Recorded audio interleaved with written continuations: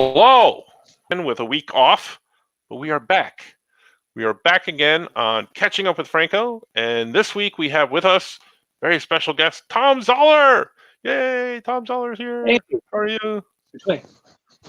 We're here. How are We're all you? here. Good. Thank you for coming on. Appreciate it. With us, as always, is Wayne, our commentator corraller. Say hi, Wayne. Hey. Hey. Cool. So, we're here to talk about all things geekdom. We always pick a couple of topics, and I talked to Tom beforehand, and we talked about talking about a couple of Nicolas Cage movies. So we decided that's what we were going to do. And as always, the topics are set, but we don't have to stick to any of them. We can veer off topic as much as we want. We usually do, and then we'll drive back to the things we're supposed to talk about, maybe. So we'll see. But thank you for coming on. Oh yeah, my pleasure. Taking this time. Like I said, it was a little.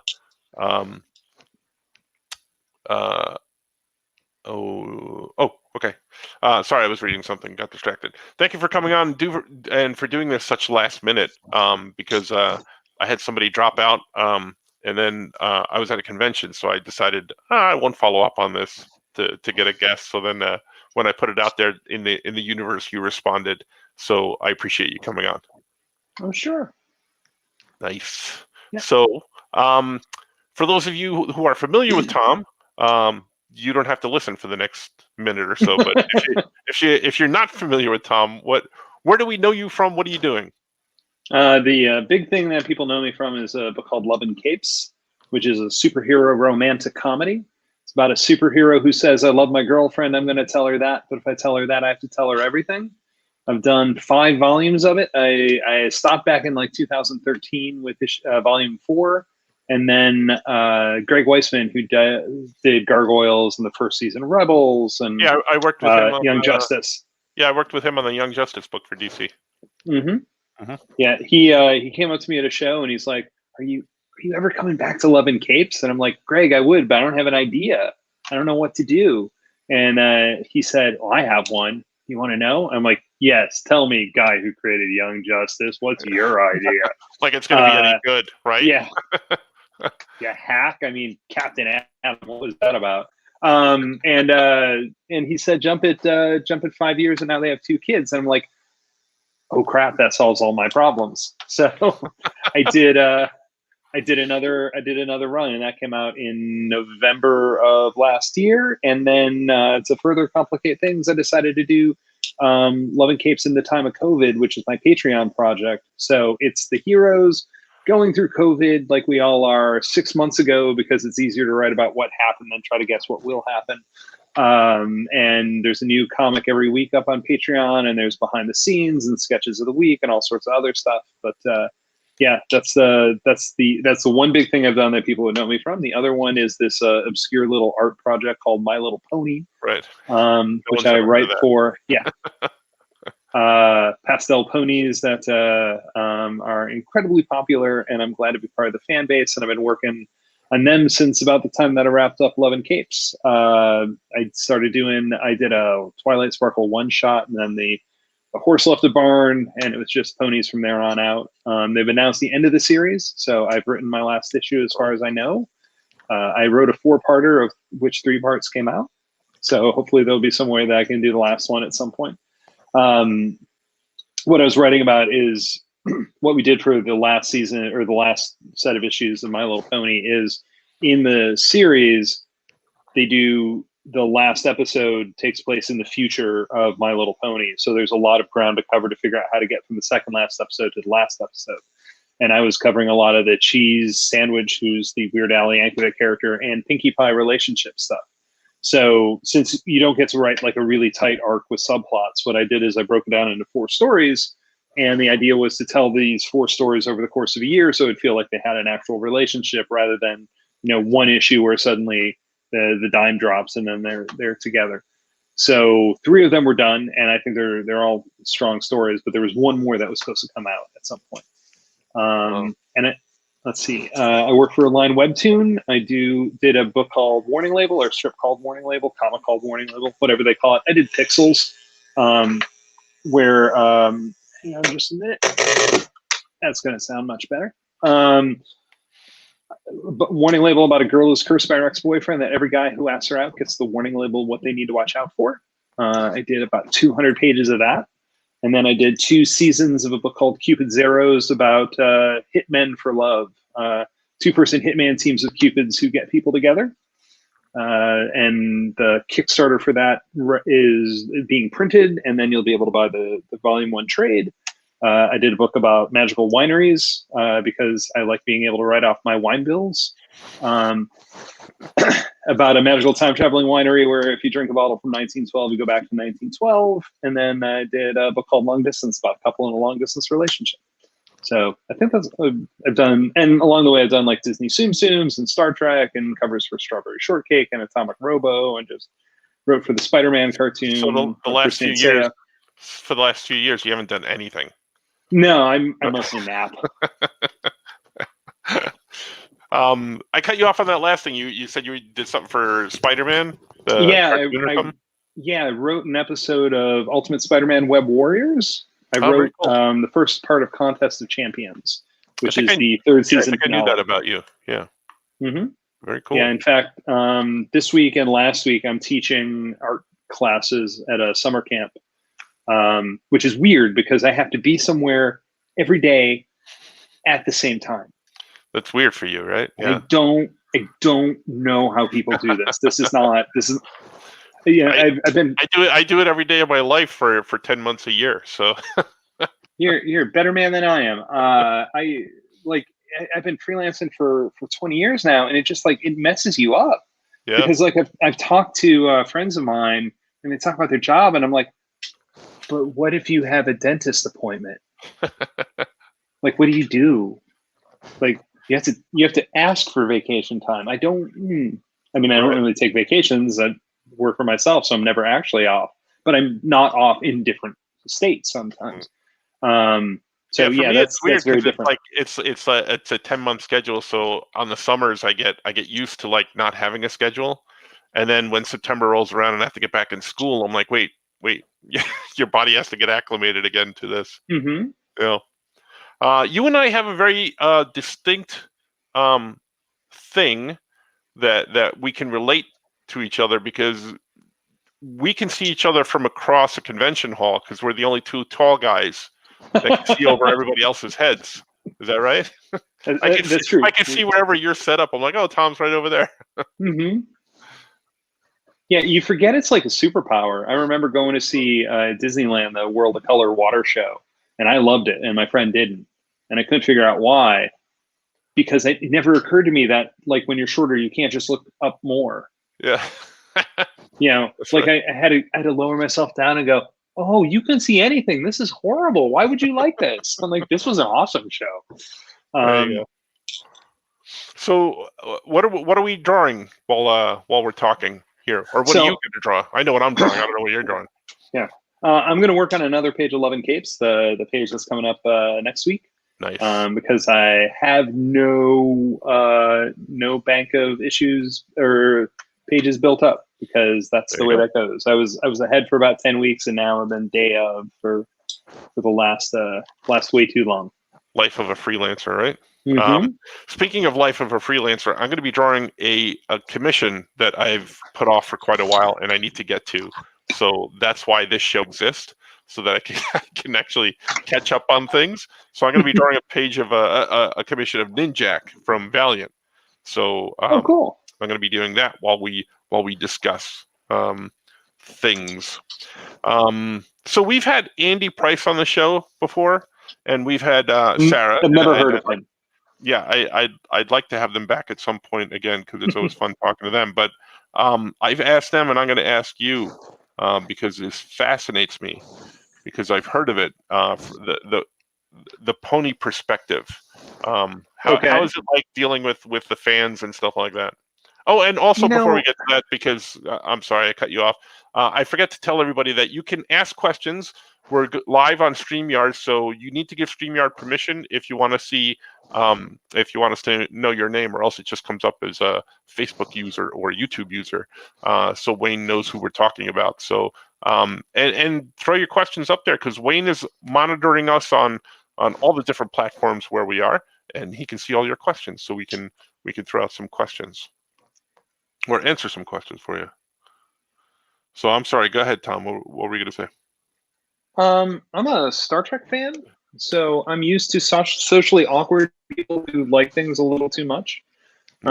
So that makes it a lot easier to like relate to the pony people. I kind of got involved because I knew they were going to do, Love and Capes was published at IDW for a while, and I knew they were going to do like 6 trillion covers because that's their business model.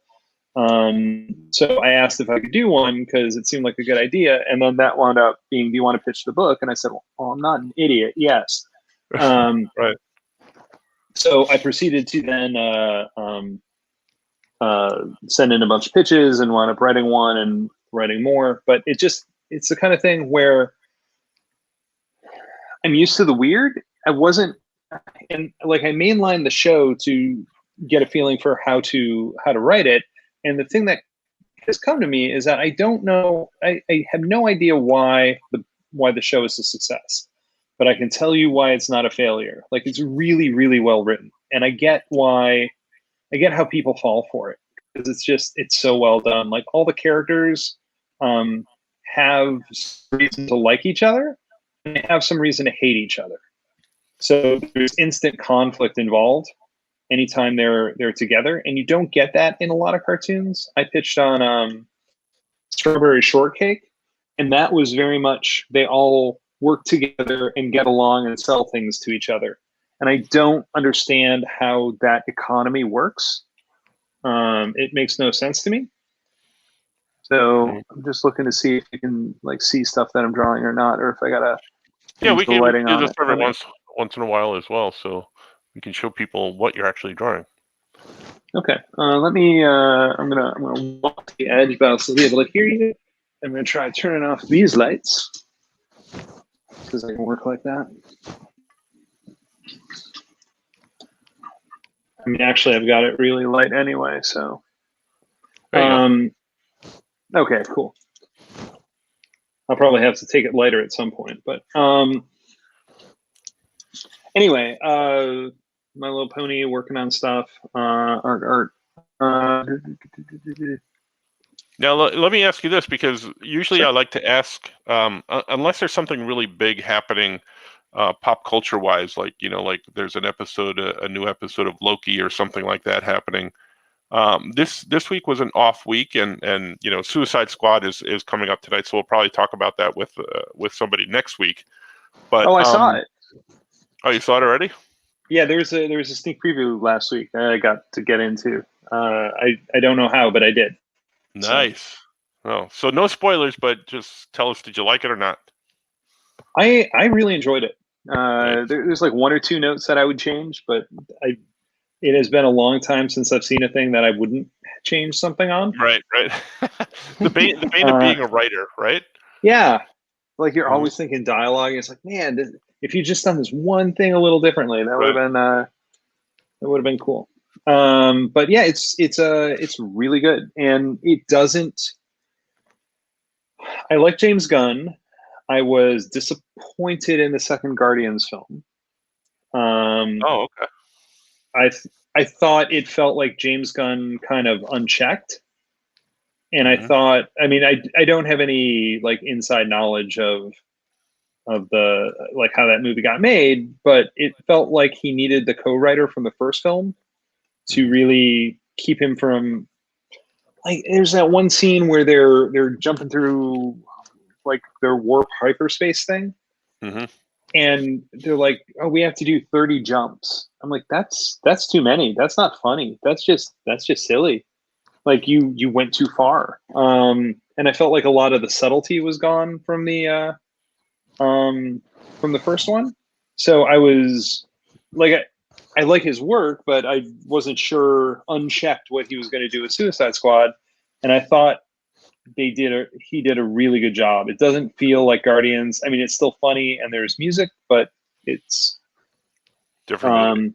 Yeah, it's a different movie with a different aesthetic. I like that. But so basically, what I was going to say is when we had an off week like this, I always like to ask people what they want to talk about, and you kind of came up with a couple of suggestions, and we decided on these Nicolas Cage movies. So,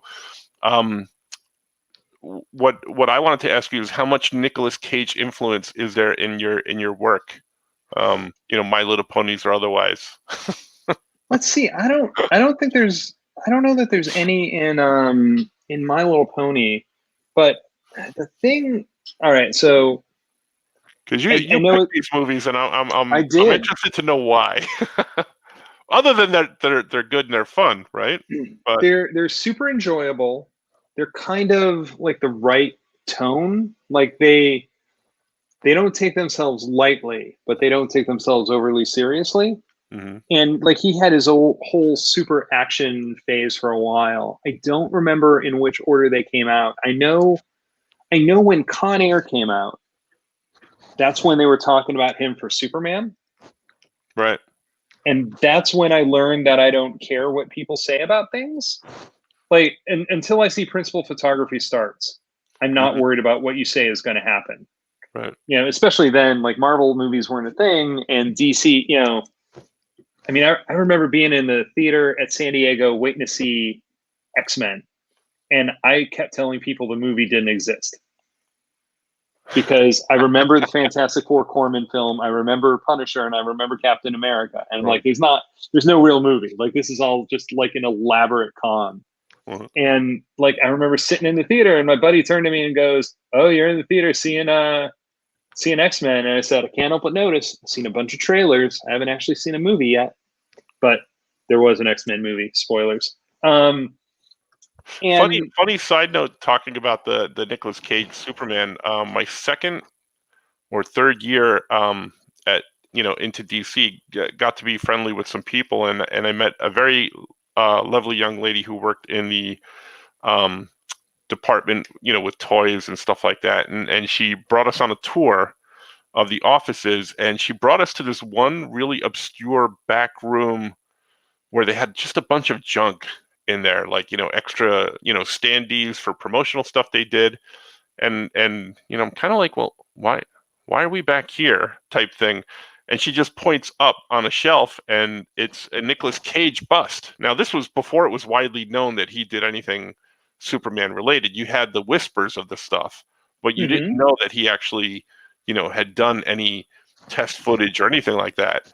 And it was a Nicolas Cage bust with the Superman, crest symbol, chest symbol and stuff like that. Right. I'm like, so it's true. And she just went, shh. So I found out before other people found out that it was actually true. Oh, wow. Yeah. Yeah. And I remember that stuff was all bubbling at the top when Con Air came out. Mm-hmm. And I remember seeing Con Air, and Con Air is just weird. Like, it's up there with Armageddon in terms of it's an action movie with an art house cast. Yeah. So isn't John Malkovich in that too? Because here's a fun fact: I've never seen Armageddon. Armageddon. I've never seen that one. We're gonna he have is to talk not in about that one time. Yeah. Okay. Steve Buscemi is in it. Okay. Playing the John Malkovich role. But because it's like it's Ving Rhames off of like his Pulp Fiction-y Mission Impossible stuff, and Michael T. Williamson, who was Bubba Gump, or Bubba in Forrest Gump. Malkovich, it was like one of his big broad villain turns. Like it's when he started going comedic after being in The Line of Fire. And actually, Buscemi's in this one too, because he plays Cyrus the Virus, right? No, that's Malkovich. Garrett. Yeah. Which was why did they even have him in that role? Watching the movie again, I'm like, why? It's for so little. He looks great with the mask, the Hannibal Lecter mask, but then, what? Why is he in this? He's in for that the- one scene with the little girl. That's Right. why he's in it. Yeah, which was weird because it was like such an offshoot. And then there had to be more to that because they called back to it like when the spoilers, again, we always do spoilers on this show. So if you haven't seen this movie from what, 1990 something? Yeah, like 1997. Yeah. So if you haven't seen this, too bad. But, when the plane crashes in Vegas, and that one cop holds up the Ken doll and he goes, "Oh, it's a weird thing to have on a plane of prisoners," Like, and there's no callback to it unless they're setting it up for a sequel, because at the end he's playing craps or roulette or whatever with some girls in Vegas. Mm-hmm. Which Yeah, I could be wrong. I think they wanted one of the convicts to escape, and it had to be someone who weirdly was crazy enough to be okay. Like there's so many horrible people on there. I guess someone who's crazy who may be less crazy than you thought was the way they could get around it. Well, they did it because of the redemption, because he didn't kill the little girl. Right. No, So I that's get why all you that. could say, "Yay, he got a free." Yeah, but the whole setup with the whole strap them down to the chair and the poles that like you use with the dogs to not bite you type thing to bring them on, this whole big setup and then nothing with him. So Yeah, He was like a Hannibal Lecter type character. right, yeah. yeah, it was like Hannibal Lecter shorthand. And Tom, The Rock came out in 1996. Okay. So it was The Rock There you and then Con Air. The Rock and then Con Air. Yeah, so Nicolas Cage was a reluctant action hero in that one. Mm-hmm. In this one, I drive a Con Air, Volvo, a brown one. yeah. And in Con Air, he had that what was that accent? Because I've heard Southern accents, but I don't know what that was. I don't know what Southern accent it was, but it certainly was. You could have just put the money back, but see, I can't even do it justice. I can't do it justice. On any other day, that would seem unusual. Mm-hmm. So I remember coming out, and I remember actually, even with the goofy long hair and the silly accent and everything, Con Air made me believe that Nicolas Cage could play Superman. He shouldn't play Superman. Let me be clear about this. He should not play Superman. But Come on, how awesome would it be if he had the same accent? He had the same accent from Con Air. Hello, Lois. It would be funny if he played Clark with that accent and then Superman without. Or he played Superman with a French accent. That would have been cool. Why not? And they also, he was doing interviews for Superman at the time, and every interview he gave had half a really good idea. Okay, go ahead. It'd be like this 1-2 punch where he would say Clark's not clumsy. Clark is clumsy because he's trying to hold back being Superman all the time. So the effort of trying not to crush everything is what's making him clumsy. I'm like, oh, that's a really cool idea. I like that. And, he's just Superman because he's trying to get people to like him. I'm like, oh no, that is not it at all. No. So half of what he would say, you can tell he liked the character, but then he didn't, his execution wasn't completely there. But his camera in Con Air, Nicolas Cage can play earnest. And he's one of the few actors who can do it without seeming completely schmaltzy. The big film you can see it in is when you see National Treasure. Mm-hmm. He delivers lines that no one should, very few actors can pull off without making him seem completely cheesy. And the second one's not as awesome as I wanted it to be. The first one is one of those films that I can't turn off if I watch it. If I see it's on TV somewhere, suddenly I was like, well, I guess I'm watching the rest of this film. But the second one has this line where he's talking to the president, played by Bruce Greenwood, Young Justice's Batman. And he says something he makes some pronouncement about why he thinks the president can do this, and he gives this speech, this brief one-liner about how, you know, either through the character by dint of the office that the president is someone that you can take this to. And the president says, "No one speaks like that anymore, Mr. Gates." Well, they should. And the thing is that he delivers that line, and it doesn't sound hokey. It doesn't sound crazy. Like it's up there with like some of the great Shatner speeches, where it just, like, in that moment you're like, "Oh yeah, that would be really cool. You're right." And his Cameron Poe is like that. For as goofy as he is, and for as much like, look, I'm not going to say it's not over the top, because the whole movie's over the top. Right. But in lesser people's hands, when Michael T. Williamson is shot and dying of diabetes, and he doesn't think he's going to live, and he turns to Cameron Poe and says, "I don't think I believe in God." And then all of a sudden, Cameron Poe says, "I'm going to show you there is one." And then he becomes like, "Oh, yeah."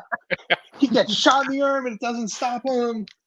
Like, but the thing is, he felt like in that moment, for as goofy ass a scene as it is, he's just like he made me believe it. Like, he wasn't, I didn't feel like he was acting. Like, I felt like he was, you know, really? Using, yeah.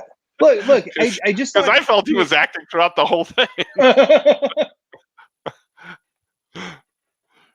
All I kept thinking was, how much did they spend on this movie? Just on like the cast alone. The cast alone, I was like, wow, this thing's expensive.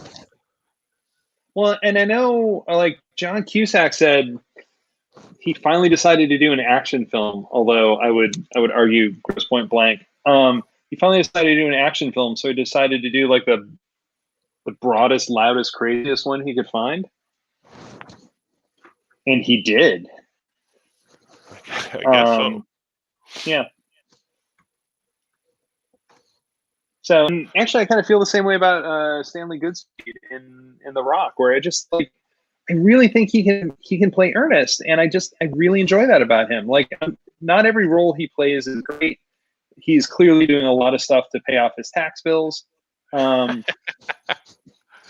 comes and later. alimony. Yeah, that comes later, right? And alimony, yes. Yeah, I don't remember exactly when it happened, but well. And I feel bad for him. I really do. Because he's, you know, we know he's a comics fan. And he's too old to participate in the Renaissance. Like, he got Ghost Rider, and that just wasn't right. I kind of enjoyed the first Ghost Rider, though. I did not. I was gonna say, like, what's the little pause there tells me that maybe you didn't as much. Visually, it's like I've never been a big Ghost Rider fan, so it's kind of like with Blade, where like I wasn't worried about any change that they made to Blade, because I don't really have deep set ideas about how Blade should be portrayed. Like, I have feelings about how Superman should be portrayed. Blade, like, no, you got tons of leeway. Like, he's not a vampire anymore. Okay, cool, whatever. But I just thought that the Ghost Rider was like, it was visual flash, and I like seeing like the old West Ghost Rider. I didn't understand how hard a life Johnny Blaze lived, so that when 10 years had passed, Eva Mendes was Eva Mendes, and he was Nicolas Cage. Like, he had aged 30 years in that 10. Right. But and I haven't even seen the second one. Like I said, visually it looked cool, but it was also like Jim Carrey can do a movie where he's acting really well, and then there are movies where you just let him be Jim Carrey, and that's when it falls apart. Like, one of the reasons I like The Mask so much is that he plays a normal guy until he becomes The Mask, and those two things are completely separate. And I felt like Ghost Rider was him being kind of wacky Nicolas Cage, right? Rather than, I don't know, being Ghost Rider. But Now, remembering back, if I remember correctly, I think he was a lot more subdued and more of an actor in Ghost Rider, even though it wasn't spectacular, than he was in Con Okay. Air. I think. Which isn't hard to do, I guess, but No, but yeah, I don't know. There's something about, like, I appreciate all the physicality he brought to it, and then he worked out that crazy amount, and that he, you know, he grew out his hair. He force grew it. yeah, and then I think he fought for him to be a ranger. Like, whatever the story was, he wanted him to be a more upstanding type of character who gets sent to prison. Also, by the way, the actress who plays his girlfriend is from here and went to school with a friend of mine. She's like, she went to Euclid High, which is like 15 minutes from here. So everybody in Cleveland talked about it when she was in it. Well, she was on that Parenthood TV show, right? I think. Yeah, I think so. That was one my wife watched. Yeah. She was in that. She was in a great show nobody watched called Trust Me. I haven't even heard of it. So it aired on TNT, and it starred Tom Cavanaugh, which is part of why I liked it, and Eric McCormick, and they played ad execs in Chicago. And I got my start being an advertising guy, so I just really, it was like the fantasy version of what I had wished being an ad guy was like. Nice. So being an ad guy, then how do you feel about Mad Men? I didn't drink that much. Okay. And I didn't get to take as many naps. I liked Mad Men a lot. I like the weirder episodes better. My favorite episode is still the one where suddenly it becomes Ocean's 11 and they break off and start their own ad agency. Oh, so yeah, you can talk about all the episodes you want. I've never seen one episode. Okay. So it's good. Sometimes it's a little style over substance, but like the performances are also good, and yeah. Well, I might have to watch it at some point. Right, Wayne? Yes, sir. I have not watched it myself. Well, there you go. See? Something we'll have to catch up on. But I think there's 10 seasons or so. Well, it was one of those, like, it was an AMC show, so I think it's like 6 seasons, but they're all like 13 episodes. 10 episodes, yeah. Something like 10 that. episodes, yeah. Oh. So it's not January Jones. Emma Frost is in Mad Men. Mm-hmm. And Howard Stark. Yeah. Oh. Was it January Jones or was it Christina Hendricks? Or was she in Christina Hendricks is in it as well. Oh. Yeah, but okay. No. January Jones was Emma Frost. Yeah. Right. No, but I know you, January Jones, but I thought it was Christina Hendricks. Yeah. Instead of January Jones, it was her. Okay. Both of them. I think Christina Hendricks has played Lois Lane in audio, but I think that is her only superhero appearance so far, as long as you don't count Firefly. I guess so. Is anybody watching with any questions at all? Well, Jake Mills says, "Oh yeah." Oh yeah. And Skokie applauds Tom for his correct pronunciation of Buscemi. Oh, why? Is there a wrong pronunciation of Buscemi? I would think Buscemi would be the wrong one. Probably. Well, how did you pronounce it, Tom? Now I want to know. Well, now I'm going to have it in mind. Steve Buscemi.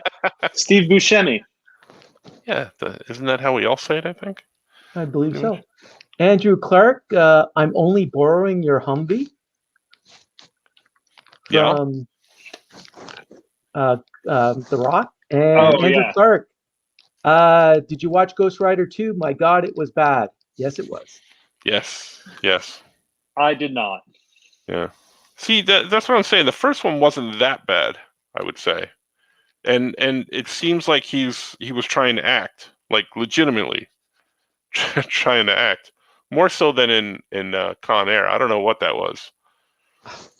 I think it was just the accent that just It just really threw me off. I remember watching it way back when, going, "Oh God, what is that?" And then like the other day when I popped it on, I was like, "Oh God, what is that?" There wasn't any change in reaction at all. So I'm like, I don't know.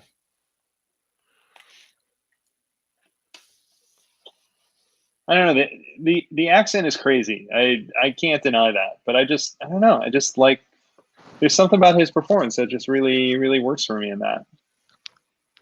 You know, kind of like I like his reluctant hero in The Rock, which that's the one that I've watched most recently. Allegedly, Aaron Sorkin touched up the dialogue. Oh, okay. And I don't think it holds up as well as I wished it did.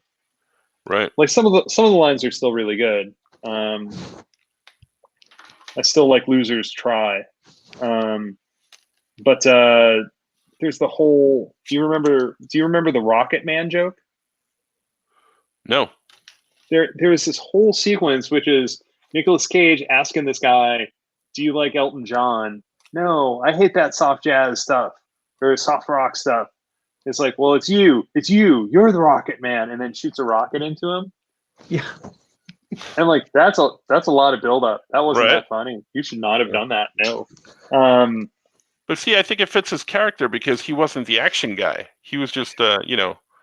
It fits his character. Jockey. It didn't fit the scene because it didn't seem like he was trying to stall. It just seemed like he was trying to, you know, he was delivering the line, or you know, that's one of those things where it felt like.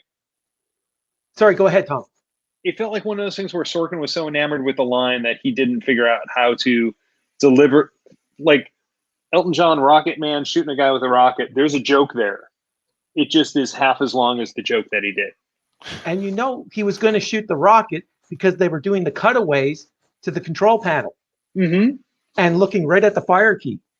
Yeah, it's not subtle.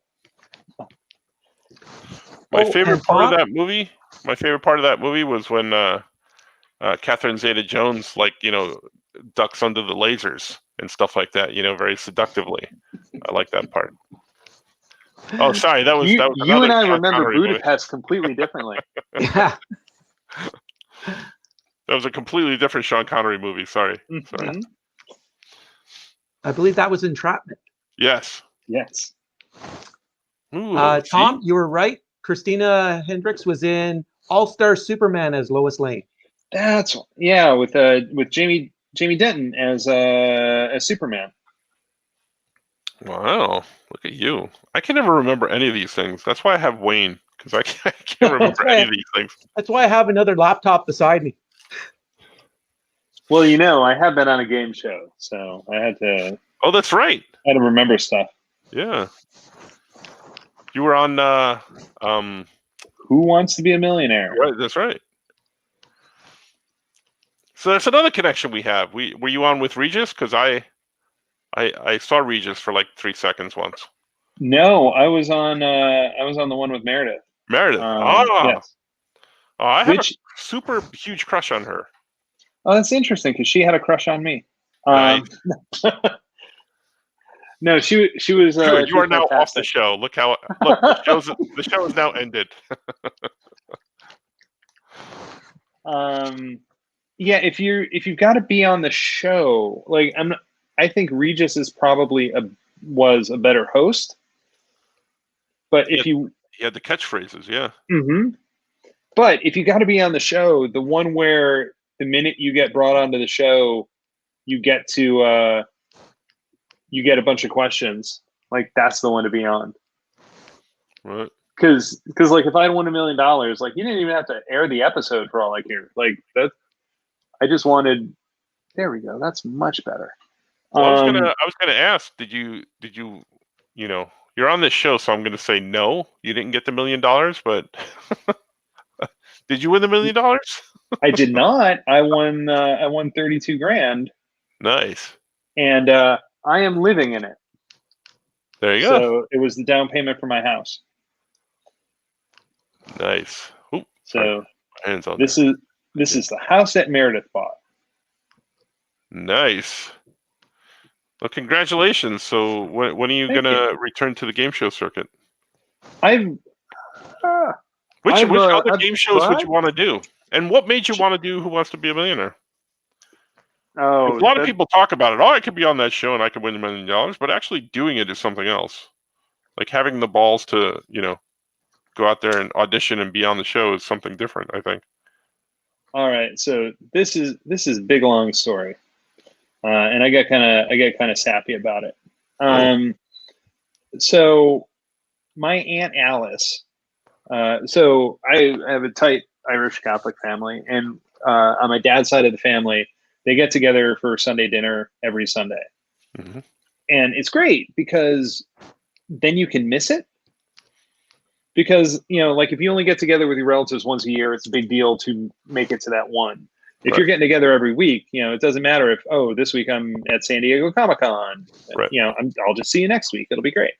So my aunt, and she's the one who got me the copy of How to Draw Comics the Marvel Way, which that book changed my life. Right. Starts everybody on their path. Yeah. Pretty much. And I think she got it for me the year it came out. So like, I don't know why, like looking at that book, that is not necessarily the book that a 7-year-old should be reading. Right. But oh man, I took it with me when I went to Cubert. It was just like, that book was everything. So, did you go to the Cubert school? I did. Yeah. Yep. Yep. I was a couple years, I was like a year behind Andy Price. Oh, wow. Yeah. I didn't realize we had gone to school together until we were working on Pony. Oh, it's so funny. Yeah. It's weird. I have I went to local high school here in New York, and I was the guy who can draw pretty well. And there was a guy a year ahead of me who was like the best artist. I was not the best artist in my class, but he was like one of the good artists in his class. And years later, we're both at San Diego and we happen to be walking by each other. And I'm like, Gene? And he's like, Franco? And we went to the same high school. And he at the time, then I was working for DC and he was like the head sculptor at McFarlane. So he was sculpting all the toys and stuff like that. And he's like, what are you doing here? I'm like, what are you doing here? It was just so strange. Like, we had lost contact all those years and then wound up basically in the same place. Oh, neat. But, yeah.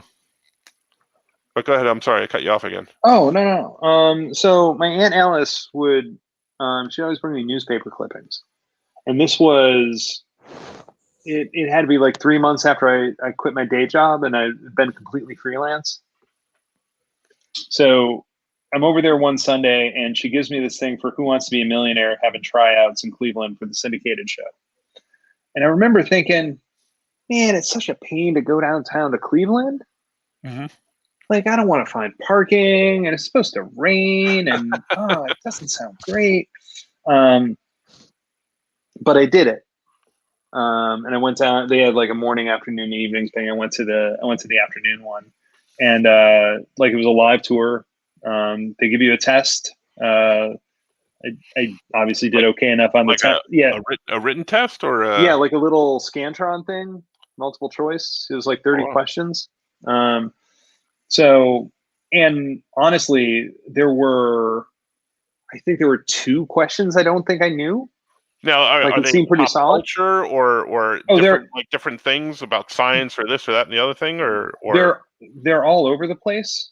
I remember there being one about what the vice president's residence was. I think there was one about Superman. I know there was a Tom Clancy question. Like my pet theory is that the millionaire people always tested you for the middle 6 questions. Mm-hmm.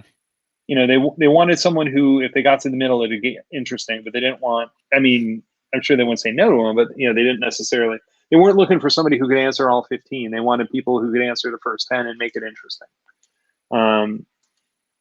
So, everybody had a number. They made us put our cell phones away, which I didn't understand because what if I wanted to phone a friend? But we did the whole test and I passed that. And then they have you do interviews. And that was weird. Interviews for the show or yeah, because they want to make random person or interviews to make sure like you're personable. Oh, I see. Okay. Because they don't want someone on the show who's going to be like, yes, One more answer. Meredith, Yeah, right. I enjoy coffee. You want someone who people are going to want to watch. So they give you all these interview questions, and then they have people interview you. And the question that really, like, it kind of set me back was, the question was, what's your dream job? And I had this moment where I had to realize, like, oh, I have it. Like, I'm a full-time artist. This is what, this was the goal, and I've been doing it for a year, and this is awesome. And like, no, I got my dream job. And then I said, but I'm out of here. See ya. Yeah. Screw you guys. I'm going home.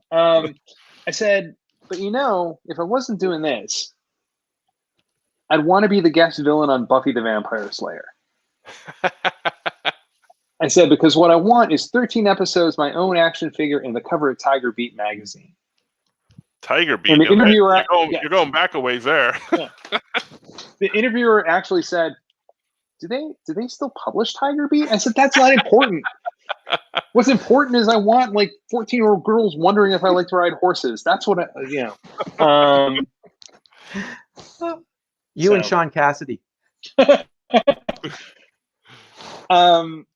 So yeah, and then they called a couple months later and asked me to be on the show. But I had a friend who told me that he could have gotten farther than me. And I laughed at him and I said, no, you couldn't. And he's like, what do you mean? I'm like, part of the test is showing up. You didn't show up. You've got to take the test. And smart answer. There you go. And that was one of those things where, like, you really, like, you start realizing how you have to take those opportunities. Like, it would have been really easy for me to say, I probably won't get on it, and I don't want to drive downtown. But, I went ahead and did it. And that, weirdly, that's like one of those, like, I don't know, life lessons that you take from it, that, I gotta be open to those things. Yeah. That's so funny. Wow.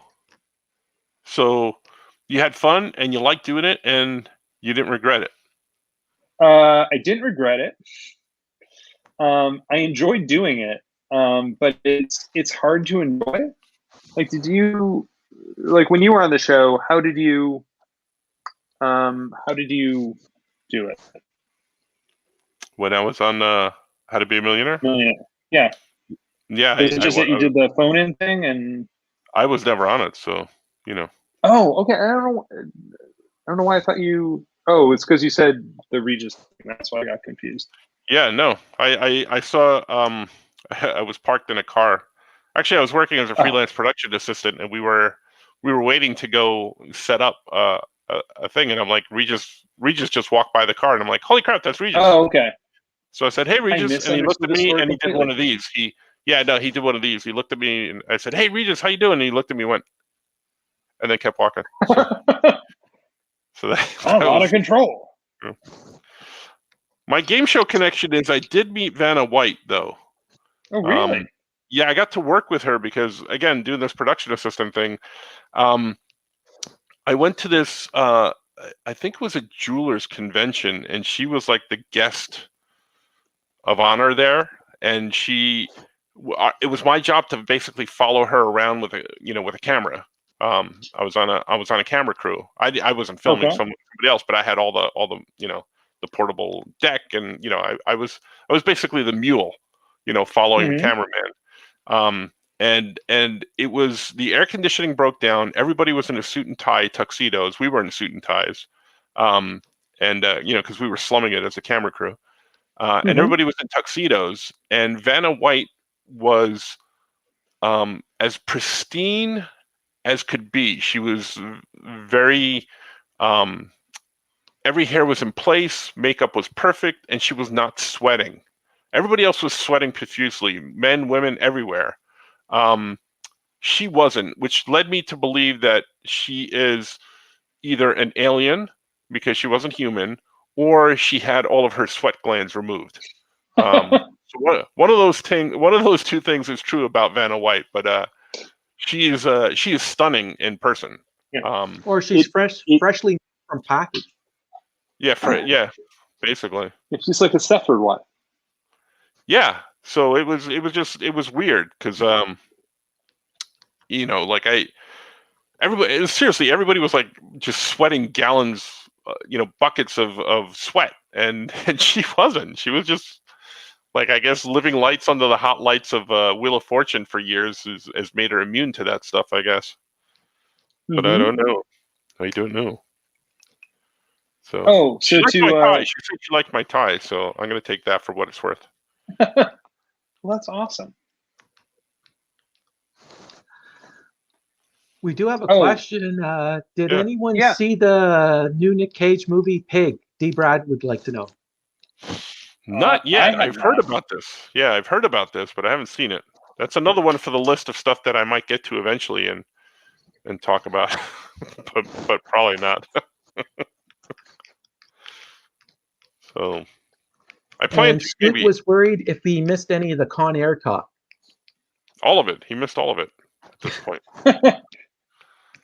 We figured it out, and we must never speak of it again. We did. We figured out in the parts that he missed. We figured out how genius of a movie it is, and it solves the meaning of life. So you should go back and watch the rest of this. There's actually a "How Did This Get Made" about it. Oh, really? Podcast with Jason Mantzoukas. Uh-huh. And in a lot of them, they're like, "Oh, this movie's crap. This is this. This is this." And Mantzoukas goes all in. He's like, "Or it's the most brilliant movie of all time." And what was his conjecture or conclusion about this? He was pretty much straight up. This is the most brilliant movie of all time. Like it just ramps everything up to 11, and it doesn't care. Like it's not pretending to be anything it's not. It's just high octane popcorn fun.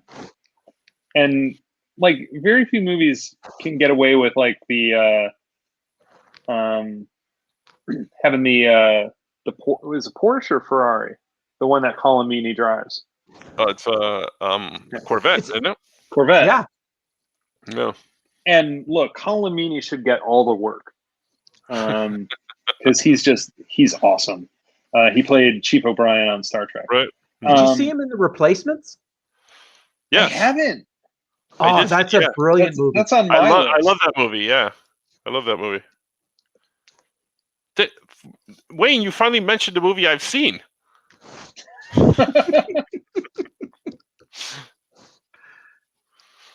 But yeah, if you get the chance, you should see The Replacements, and then come back on the show. We'll talk about it. So okay, at some point. I almost watched that Hell on Wheels TV show just because he was in it. Oh, that's good. Almost. That's really good. Yeah, I want to. There's just too much stuff out there.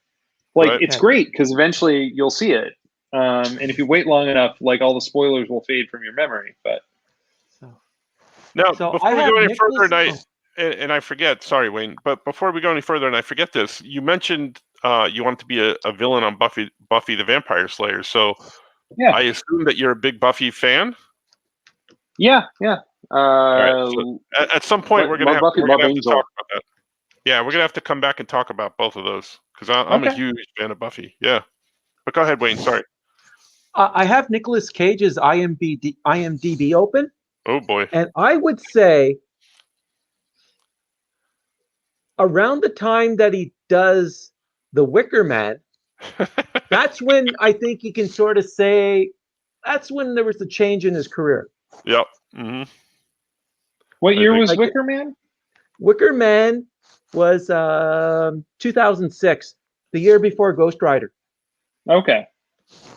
I'd say maybe after that, because Ghost Rider was a big deal. Okay. I'd have to say after that. I mean, you think about his career, and it all started. I remember seeing him in Valley Girl, or Valley Girls. I can't remember which one it is, but I remember that. Valley Girl. And then, Raising Arizona. I love Raising Arizona.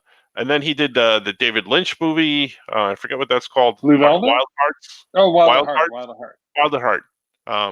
So he's in like some high caliber movies. He was in Moonstruck. Yeah. My cousin was in Moonstruck before The Wicker Man. Right. My cousin was in Moonstruck actually. Really?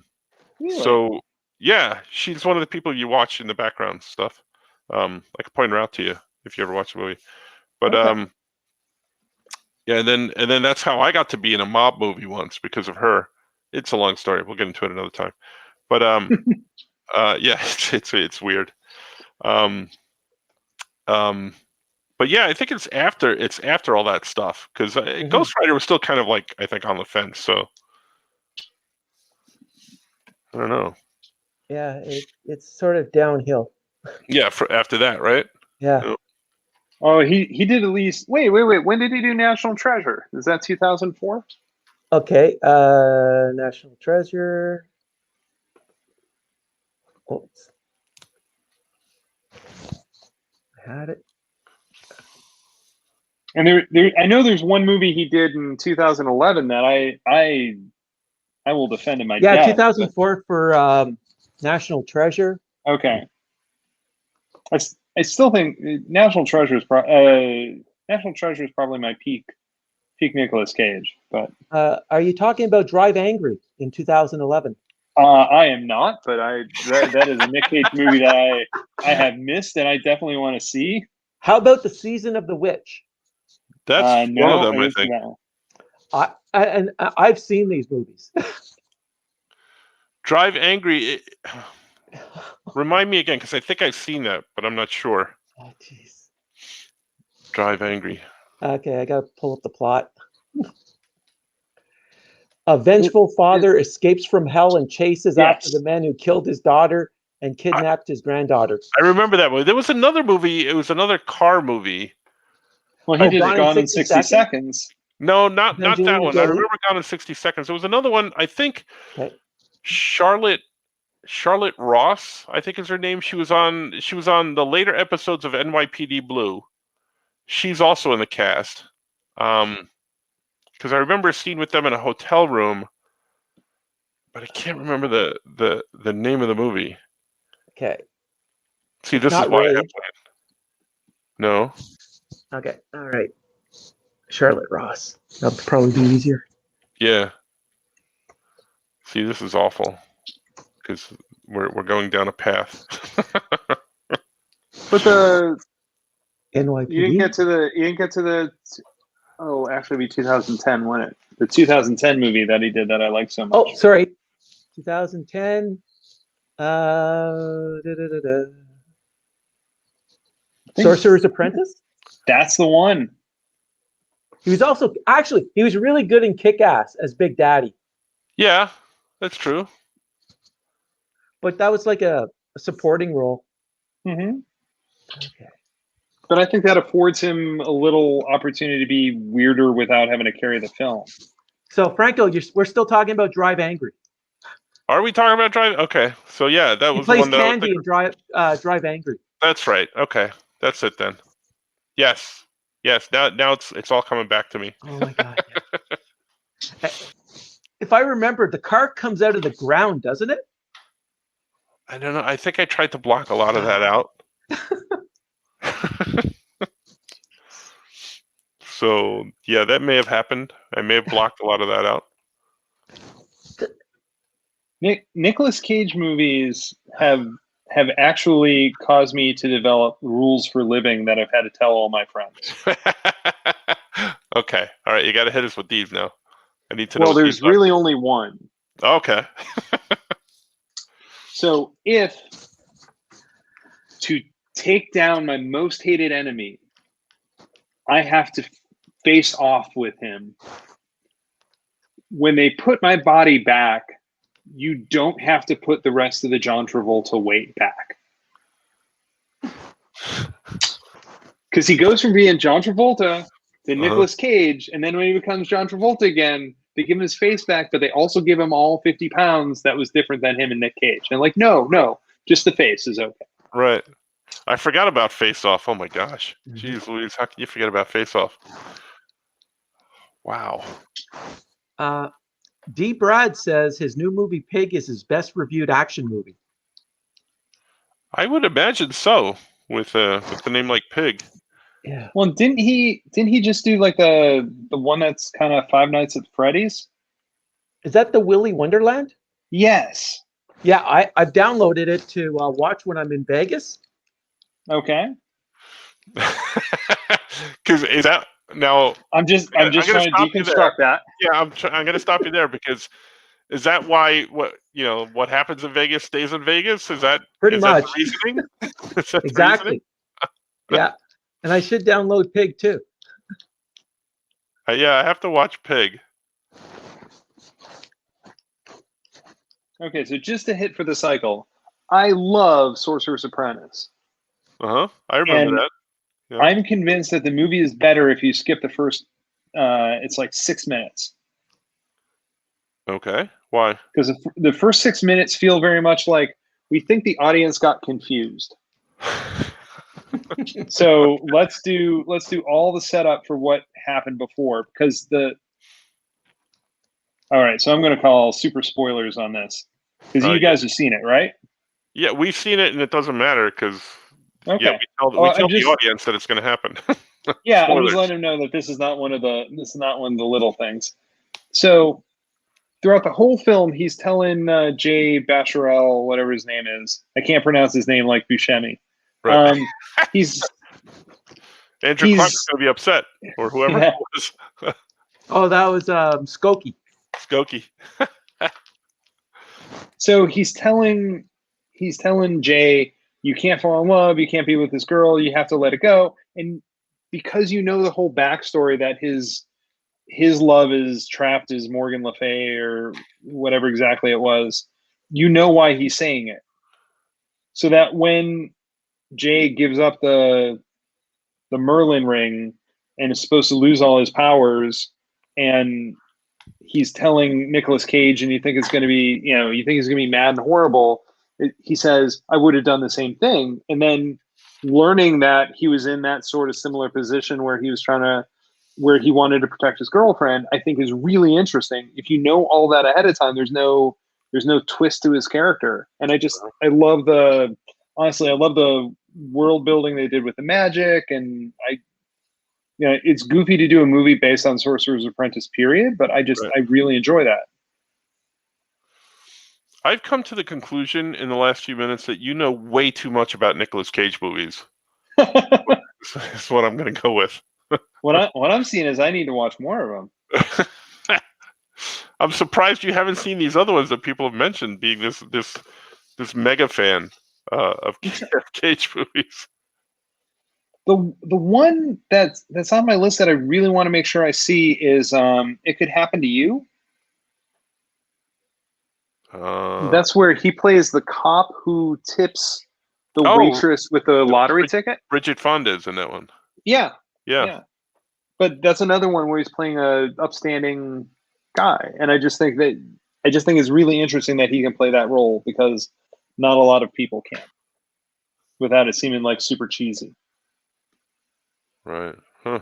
Ernest is hard. It's why I think Superman is so hard for people to get right.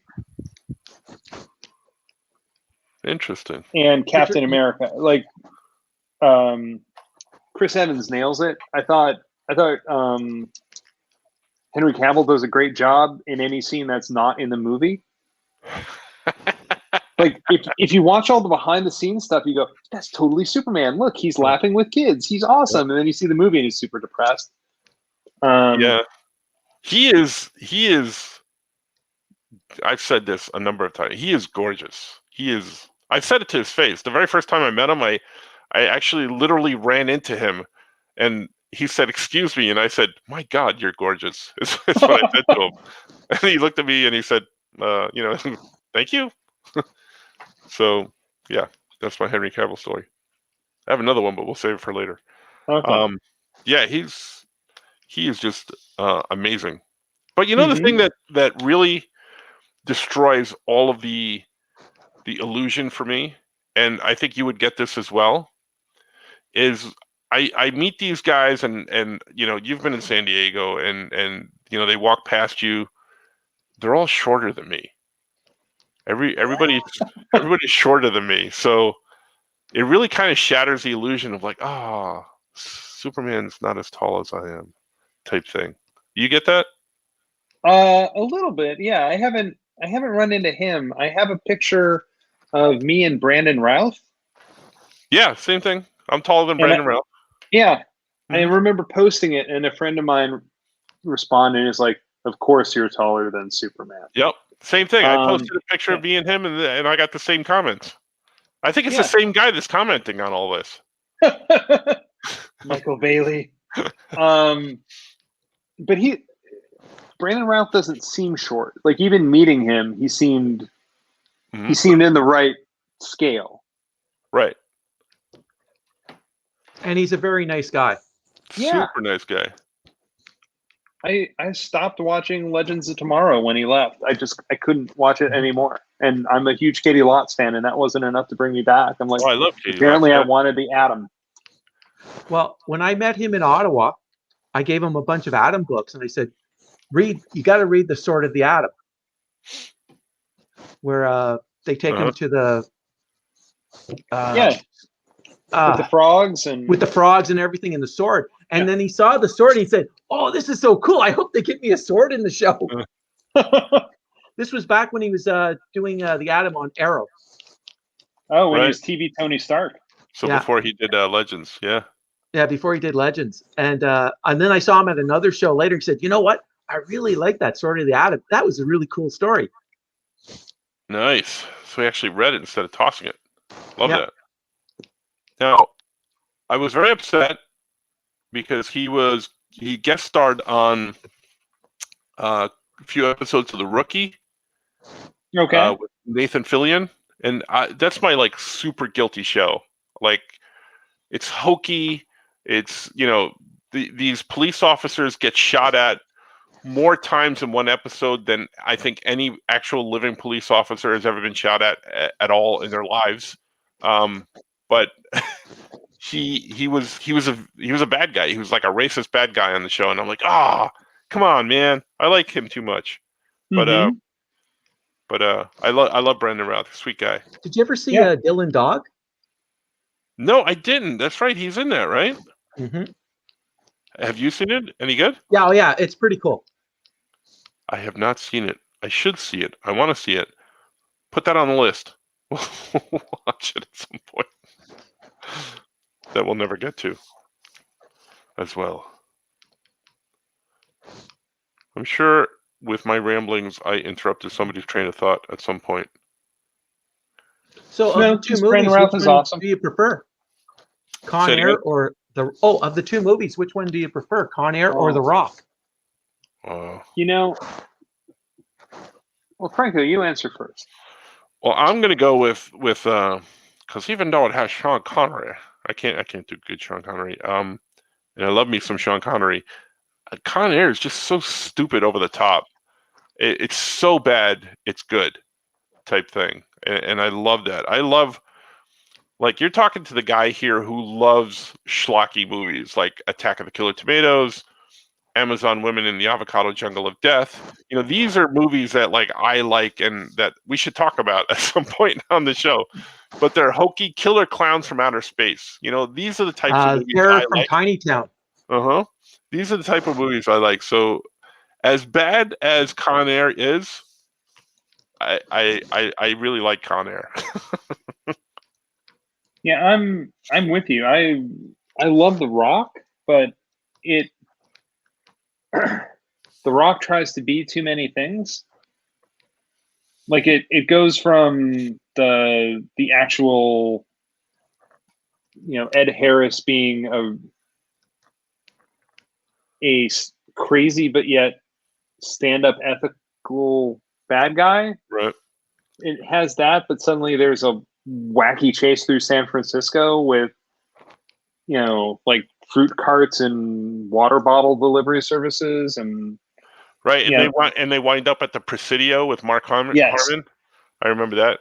See, you think I don't know Sean Connery movies, but I do. Everybody out there's going, Presidio? Mark Harmon? What are you talking about? But continue. I I think that Con Air is everything it wants to be, and there's no moment in it that's too big for the film. Like there's no crazy thing that happens, you know.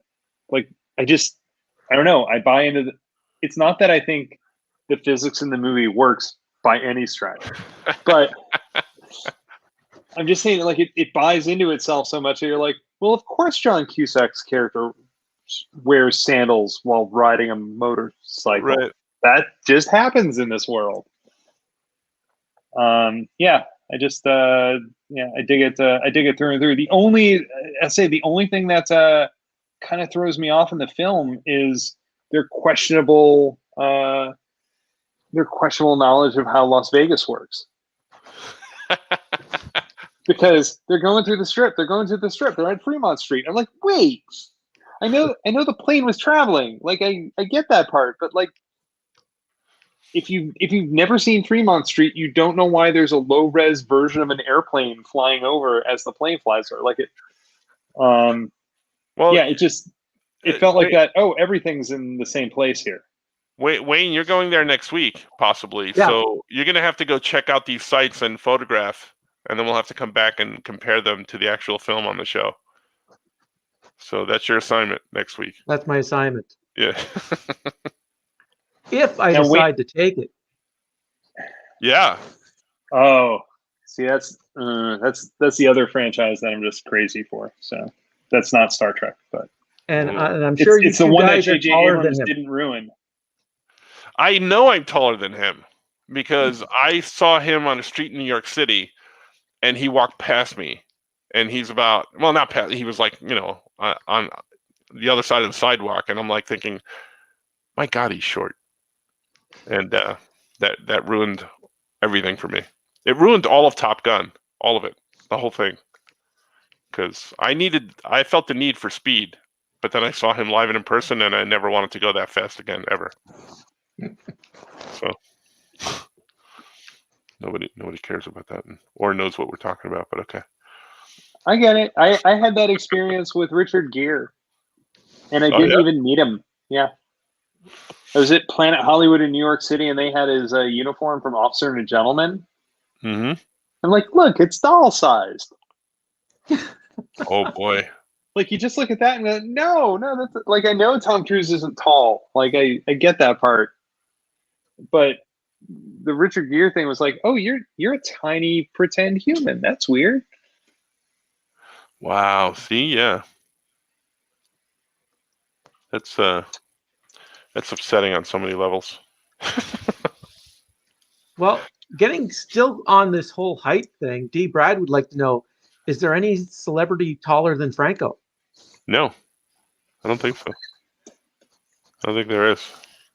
There is, one of my favorite pictures is a picture of The Rock, Dwayne Johnson, and he's standing posing in a picture with Shaq and Charles Barkley. And he put this out either on Instagram or Twitter, and his line on the thing was, "Now I know how Kevin Hart feels," because he's like down here. They're up here, and he's down here. And The Rock is like a pretty big guy apparently, but not compared to Shaq or Charles Barkley. All right, we haven't done a check-in. How are we doing on these pictures? How are you doing? How's it going? So I'm working on. See, you don't want to see the Draw. It says, actually, it says "draw not upon me." Because I keep duplicating the same layer thing to do a new page. So yeah, this is a scene where. Sorry, I'm trying to zoom in. I haven't talked about my setup. I have to. Yeah. So I need a gaming pad for a Macintosh. What does that mean? So, yeah. Anyway, so I did that one, and I got that panel done. Otherwise, it's just roughing it out and getting better. My heroes drink coffee all the time, so that's a recurring thing. But flip me back so people can see me. Yeah. Please. Let me tell you how to direct this show. So I have Did you this. see both of them at the same time? No, just me is fine. All about me. I'm doing Russell Crowe in There you go. Virtuosity. Yeah. Keep the camera on me. This is a Razer Tartarus gaming pad, and I have it. Jamar will be flipping out because I just talk about this thing all the time. I have all these keys mapped to Photoshop commands and Clip Studio commands, so I don't have to take my hand off the Cintiq, but it's not going to work in Big Sur. So the next version of the Macintosh won't work with this, and I can't find a replacement, and I'm just crazy fast with it. So that when I'm drawing on this, I can, like, if you switch back to me working, like when you see me zoom in or rotate things, I'm doing that all from the keypad. Oh wow! So I don't have to take my hand off the screen when I'm drawing, and that's crazy. Yeah. And I need to find a way to duplicate this because it's so. So what happens if you're not able to? You get. I don't know. I'll either I'll slow down. I'll have to figure something else out. I'll keep running this older system as long as I can. But yeah, it's one of those things that once I got used to it, I'm like, why would I ever do it any other way? And I can't believe there's no gaming pad for the Mac. I mean, I'm sure there aren't many people who use it, but I can't believe that no one has one to replace this. Right. So. See, yeah, I know a lot of people use Cintiq, but I had a Cintiq and I went to it eventually, but I didn't draw on it long enough to kind of get used to it when I switched over to the iPad. So now everything I draw is on the iPad now. So I went directly to that. Okay. I can't figure out how to ink on the iPad yet. And that's like I figured out. Yeah, I figured out how to make my drawings look like, or I figured out how to make my ink line look like my ink line on the Cintiq, but I can't get it. I can't get right on the iPad. Like I think the iPad's almost too good. Mm-hmm. Like I know. Well, it also depends on the program because I use a program almost not a lot of people have heard of in comics. I haven't really run across people who've used it at all. Which one do you use? So I use a program called Medibang, Medibang, Medibang. Okay. And it's a manga program, I guess, but I love it for comics. As a matter of fact, I'm doing a project where I had to, for technical reasons and space, page size, and everything, I had to switch to Procreate, and it's driving me nuts. I complain to everybody, even Wayne. I've complained to Wayne about it in our conversations about how much I don't like Procreate for drawing comics. I like it for doing paintings and other like digital things, but not drawing actual comic book lines. Okay. But for some reason, when in Medibang, it's regular size 11 by 17 page. I could do a comic page that size, but if I switch it over to a smaller size, it won't work. So I had to switch over to. It's a long, involved story, and let's just say I don't like Procreate. See, I use Procreate, but for me, it's like a 90% machine. Mm-hmm. Like I can do tight pencils, but when I ink, I got to take it into Clip. See, I do all my pencils in I actually draw them either in pencil or I draw them in pen, and then I take a photograph of them and just put them into Procreate or Medibang. Okay. To use, so I just put that as a different layer and then just ink over that. So I don't even do pencils in there. So I don't know. It's just the way everybody gets their own groove and works in their own way.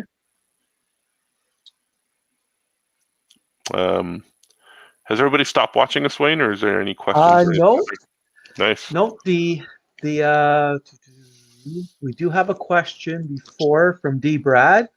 Speaking of Schlockley, has anybody seen Roddy Piper's Hell Comes to Frogtown? Yes, I have. It's been years since I've seen it, but yes. I have not. Oh, it's a classic film. You'd have to watch that and They Live. But yeah. Mm-hmm. Back to back. To really get your Roddy Piper fix. torture yourself. D. Brad also says you guys are sizist. Well, that's true. Oh, that's because I'm you're yeah. tall. not going to deny it. Well, being this tall, I don't think we have any other course of action. How many times? Let me ask this of people who don't know about tallness. Okay, because Tom could relate to this, I would imagine. How many times do you go to a supermarket and you're asked to get something off the top shelf?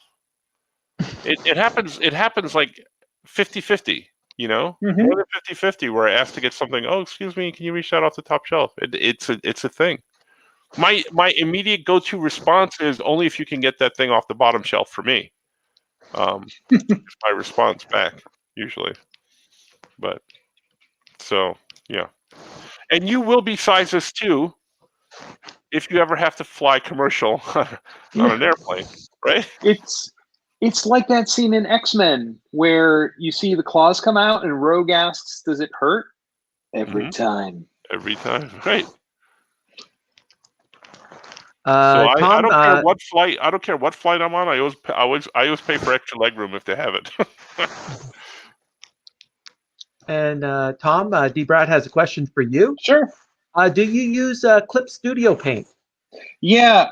On the Mac, I'll work on Clip Studio Paint to do my line work, and then I'll export it into Photoshop, and I'll color in Photoshop, and I'll letter in Illustrator. And a lot of times, if I'm working on the road, I'll do type pencils in Procreate on the iPad, and what do you call it? AirDrop it to the computer, and then bring it into Clip Studio. Yeah, us artist types are all kinds of crazy. We do all kinds of crazy stuff. Mm-hmm. Wolfie's chimed in. Greeting, fellows. Joined a bit late. Yes, Quietly watching and enjoying the art and conversation. thanks. I don't know about the art part. I know I like Tom's stuff, but my stuff is always suspect. You know that. You know that, Wayne. Yeah, it's hard to like your own stuff. It's why I've said I'll never get a tattoo. Right. Oh, me too. Right. Because if you get one, it's going to be something I drew. And, well, I mean, you're not going to get one with something I drew. But I was thinking if about I get, it. yeah, if I get one, it'd be something I drew, and then I'd hate it in 6 months. Exactly. That's my pat answer. Or if I get somebody else's art, I'd probably get tired of it because I'd want to update it or get like a revamped version or something. Mm-hmm. And that would but that's why I've never gotten one, because I've thought about getting them, but I never have. And you have to definitely stay away from any type of Iron Man tattoo because you just be endlessly in this updating each of the armors. The costumes. Uh-huh. Well, I would get around that by just getting a Tony Stark tattoo. Oh, so it looked like Scott Baio. Yep. Oh gosh. Oh boy. Was that like Italian Scott Baio? The only tattoo I've ever considered getting is Scott Baio? I would want a snake eating itself that changed color with the amount of Quicksilver in my body, but I don't have any Quicksilver in my body, so it's not an issue. And then you'd be a Death Eater then as well, wouldn't you? No, Invisible Man from the sci-fi series that was awesome and died a quick Tom likes it death. Man. Are you talking the one with David McCullum? No, back in the 70s? No, that was Gemini Man. This Oh, is one no, is Vincent Van. Oh wait, no, Gemini No, Man. there was an Invisible Man with David McCullum back in the 70s. Right, but I thought they called that one Gemini Man, but that might be Tom. Yeah, Invisible Man is Vincent Ventresca and Paul Ben Victor and Shannon Kenny and the guy who played Pa Kent. Glenn Ford? One of the many guys who played Pa Kent, but this one from Lois and Clark. Oh, okay. Eddie Jones. Also the meanest the meanest NSA agent in Sneakers. Wow. Stop me before I sub-reference again. I know Wayne's busy looking things up now.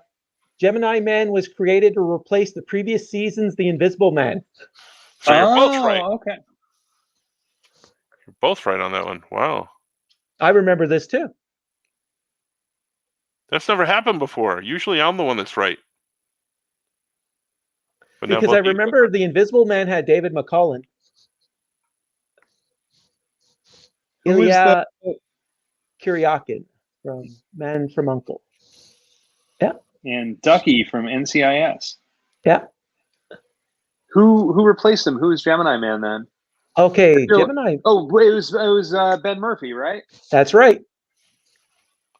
Wow, you guys are Secret geeks. Agent Sam Casey. Wow. You Oh, guys I are remember. geeks, man. Well, I can do this all day. Ben Murphy did one of those like those weird like late 70s, early 80s shows. He did one called Lottery, where he was the representative for the Irish Lottery. And he went around with an IRS agent, and it was just like I remember that slice show. of life stories. Yeah. I remember that. What was it called again? Lottery. Lottery. Yeah, that's right. I remember. It was on for like half a season. Yeah. Friday nights on ABC. Oh my gosh, I do remember that. You know what I do want to watch, and this is strictly, completely off topic, because I happened to catch the other night on Pluto. I just put it on to fall asleep to because they're old TV shows. Mm-hmm. So I was scrolling through and I came across Dark Shadows, and then promptly fell asleep to it. And then the other day I was we were having lunch and I turned on TV, and on HBO was the movie, the Tim Burton movie, Dark Shadows. And I have not seen the Ben Cross version? Ben Cross version. And I'm wondering if either of you guys have ever seen it. Yes. Yes. Is it any good? I liked it. Oh, it was schlocky. It was great. Was it? Because I'm wondering, Yeah. because I know, the Tim Burton movie was real schlocky, but great production value. It looked great. And I'm like thinking, it didn't work. It didn't work on so many levels. It had great people in it. Love Michelle Pfeiffer, love Eva Green, Chloe Grace Moretz, all that. But I'm like, I wonder how the remake was, because it didn't last very long, right? Not even a season. No.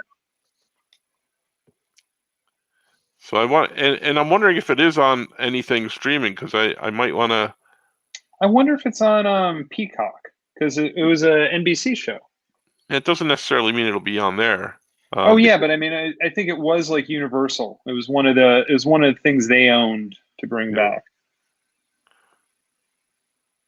12 episodes. 12 episodes. Wow. Really? Did they all air? And does it end on a cliffhanger? I don't think all of them aired because I don't remember seeing 12 episodes. Yeah, me neither. I remember going off the air really quick. And that, I mean, it's one of the things that the internet has helped with. There was a show called Profit with Adrian Passar. Yeah. And it is like my gold standard for awesome TV shows. And it lasted for 2 episodes on Fox. Wow. But the other episodes aired in Europe, and I managed to track them down before they put out the DVD set. And yeah, I just think that show was brilliant. And, you know, just being able to find shows that never aired and getting to watch them. What about Manimal? Well, I do remember Manimal.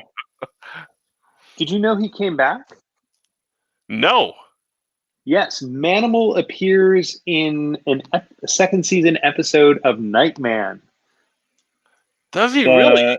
Yes, because Glenn A. Larson did both shows, and he was going to use it as a way to bring back Manimal, because he brings back Simon McCorkindale, and then, and I'm not making this up, his daughter, Femanimal.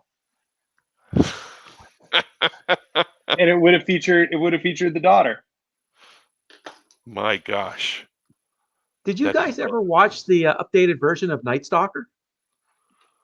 No, that's one. No, I didn't see that. I vaguely remember this. It was on. Wasn't that an ABC show as well? I think. Yeah. Quite possibly. Yes, it was. Yeah, I do remember. Yeah, because I know I I have remember- the DVD because Okay. it shows the 4 unaired episodes on it. Like I said, that's just the coolest stuff when you get a new hit of shows that you hadn't seen before.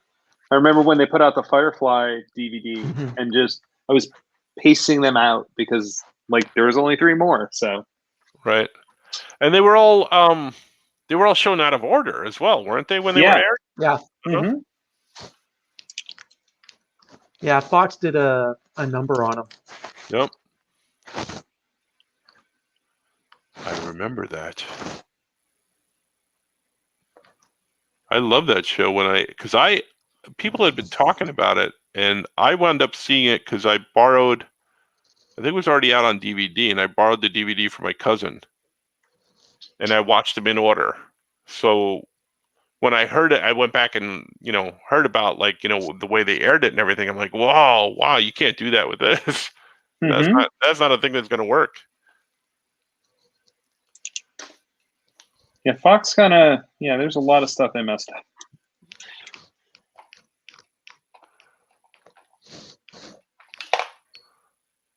up. D. Brad has said he's been watching old Battle of the Network stars and saw Ben Murphy on it when he was Gemini Man.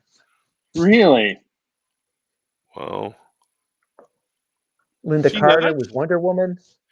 they tried to redo that. Yeah, they tried to redo that Battle of the Network Stars recently, and it just, I don't know that they can ever capture what it was, mainly because they have too many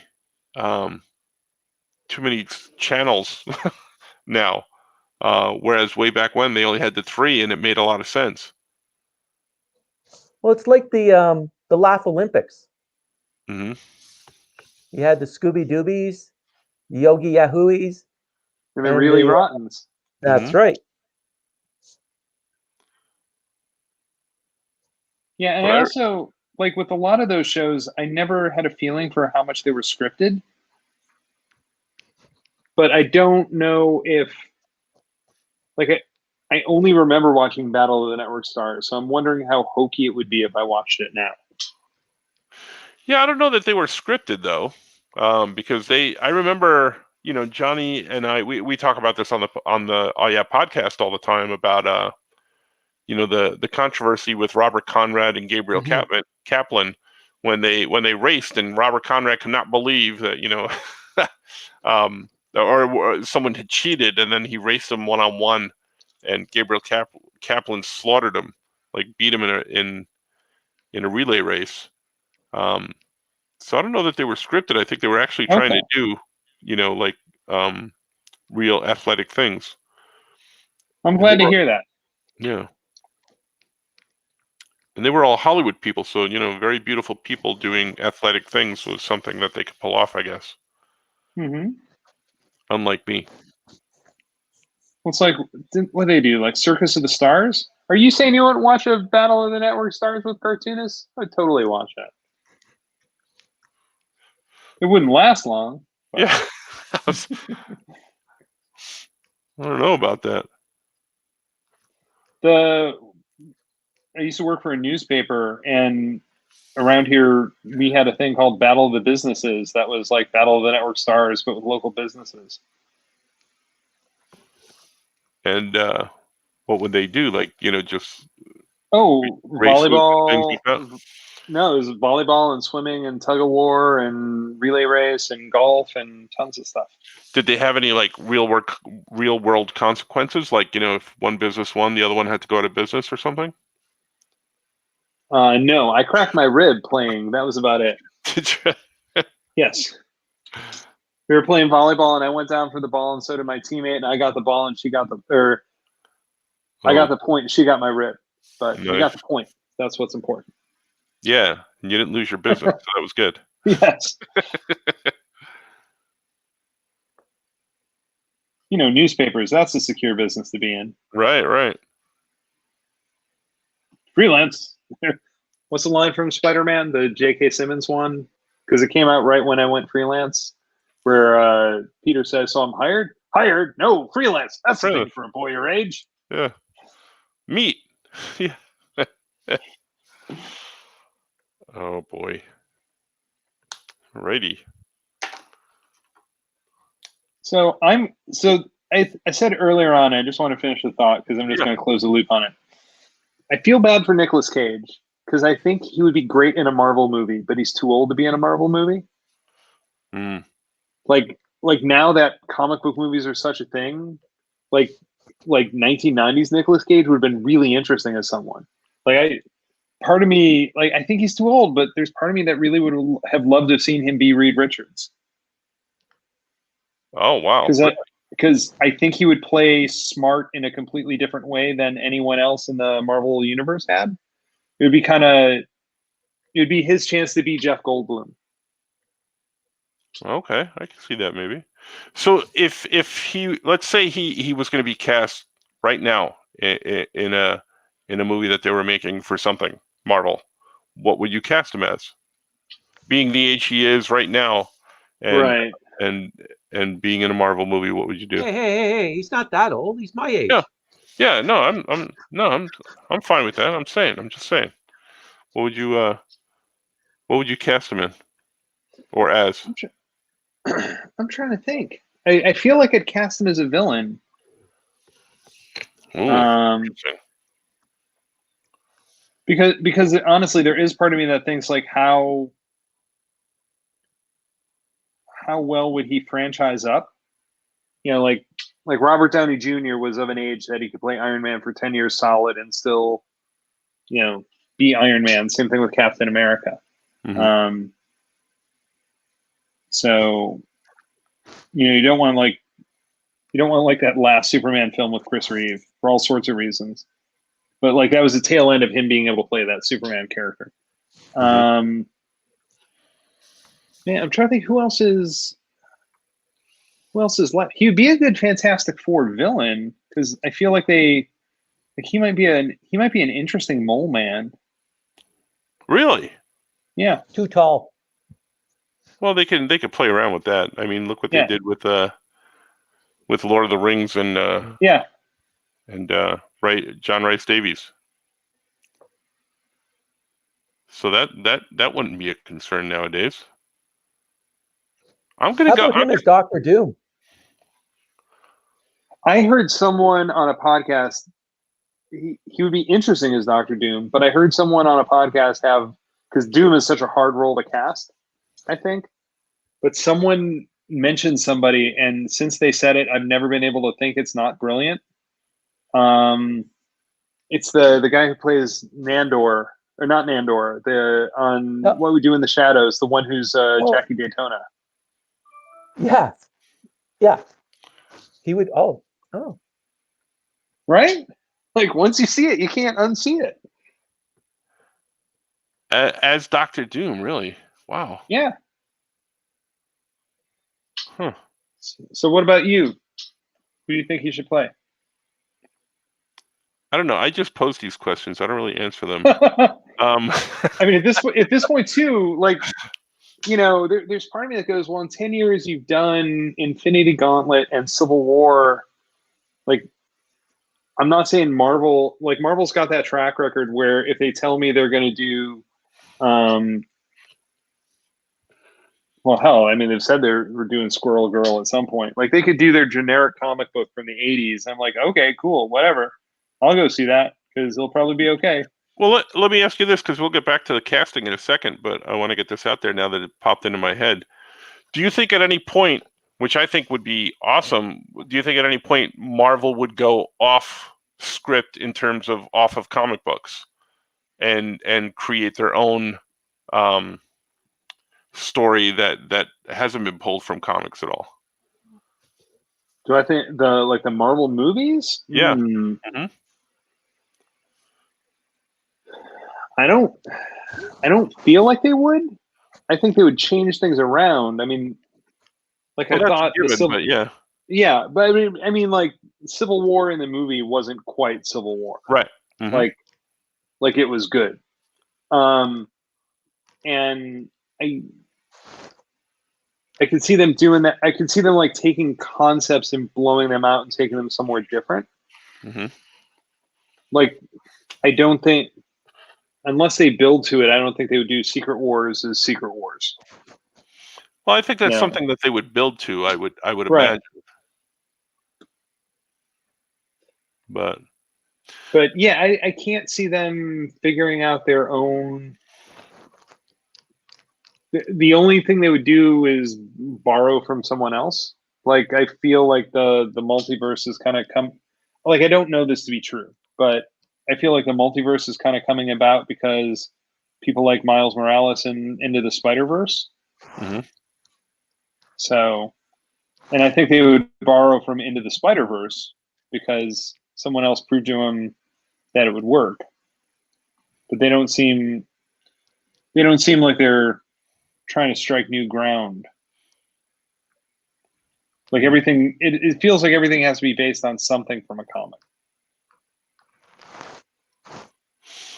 All right, so go ahead, Wayne. Wolfie says you could cast Nick as Old Man Ghost Rider in the vein of Old Man Logan. True. I'm gonna go with the villain theme. And hear me out here. What if he was Kraven the Hunter?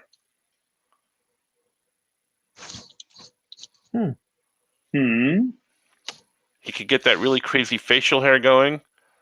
He could do the bodybuilding thing because, and that guy's all whacked out. I'm trying to think of a whacked out supervillain that he'd be able to play. But again, going on what Tom said, like the understated parts would need to work as well. So I can see that all of you don't like my Kraven idea. No. Because you can see it if you took Poe Cameron Poe and cut his hair, he could have been Kraven. No, leave the hair.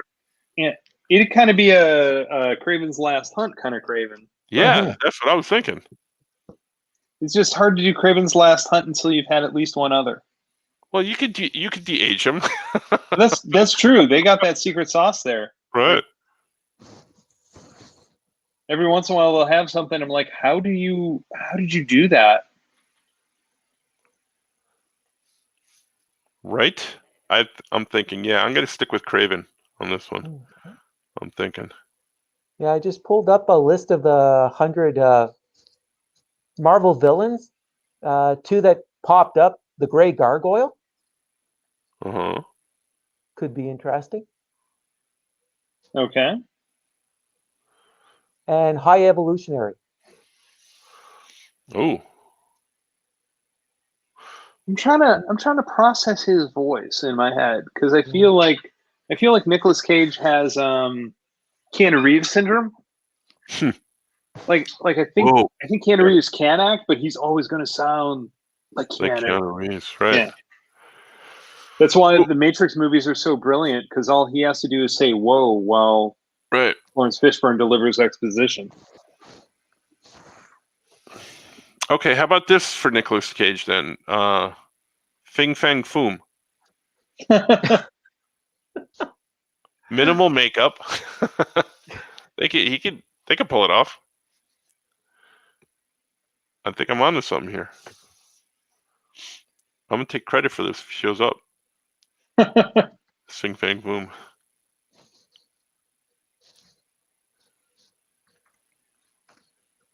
All right. Any last questions out there? Oh, go ahead. What were you gonna say? Reed Richards' dad, because his dad is in the comics. Yeah, Nathaniel. I think with the eye issue. Yeah, I think that could work. Okay, and if they do a Fantastic Four movie, they shouldn't do Doom again. They need to do something different. I can see that really working. I was going to say it's already been done, but by Thanos, but Cable. But then what about Scott Summers' dad, Corsair? Oh yeah, Starjammers. Greatest Corsair. Yeah. Oh, we're losers, all of us. Oh gosh. Oh my gosh. Well, D. Brad brought up an interesting thing. There's already a Kraven the Hunter movie in production. scheduled for 2023, and it stars the actor from Kick-Ass. Oh, wow. I did not know this. Well, I will refer you to my earlier comment that unless principal photography begins, I don't believe it's going to exist. Right. Well, unless you're sitting in the theaters and you see it, it's not going to exist. Exactly. Because you went that far. Yes. Bob Harrison says, "What's up, guys?" And isn't Nathaniel Richards Kang? Isn't One of them everybody is. Kang? Yeah. Aren't you Kang? Am I Kang? Are you Markinson? I'm not Markinson. I'm going to have to agree with you on all of this. Yeah. I think we're all king. All right. All right. Any last questions out there? Because D. Brad wants to know, how old is Reed Richards supposed to be? I don't know. It depends how old you cast Sue Storm. That's true.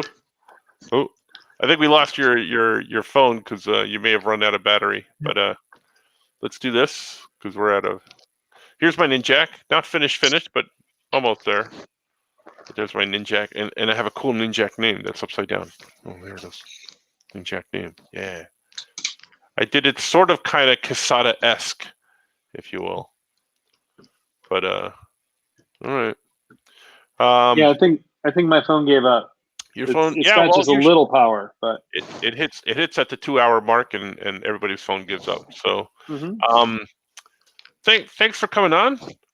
Sure. Be sure to check out things from Tom Zahler, and as usual, I forgot to put up the banner, so we'll scroll through it now.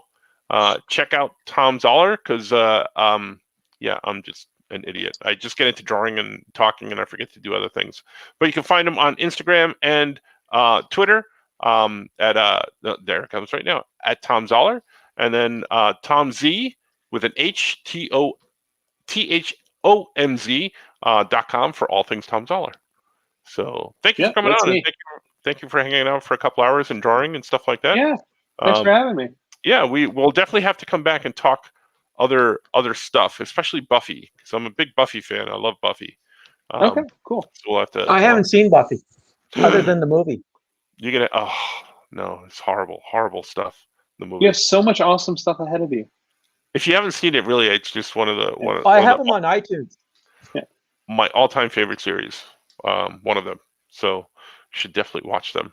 But yes, join us back next week where I believe we'll have a guest, hopefully, and we'll probably be talking Suicide Squad. So I'll give everybody a week to go see it. I'm actually going to go see it right now, possibly. So go check out that. Check out All Things Tom. Thank you, Wayne. Wayne may be joining us from Vegas, maybe, possibly. We're not even sure of the things that are happening, but they may be happening. So thanks, everybody. Bye. Bye.